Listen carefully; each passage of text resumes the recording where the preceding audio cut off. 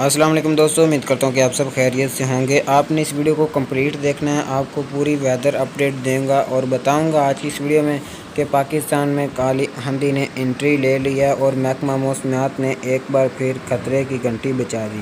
اس سے پہلے اگر آپ نے میرے چینل کو سبسکرائب نہیں کیا تو میرے چینل کو سبسکرائب کر لیں اور ساتھ ہی جڑے بیل کے آئیکن کو بھی پریس کر لیں تاکہ مزید اس طرح کی اتھینٹک نیوز آپ تک بر وقت پہنچتی رہیں۔ عزیز ناظرین، جیسا کہ آپ جانتے ہیں کہ مون کا سیزن سٹارٹ ہو گیا ہے۔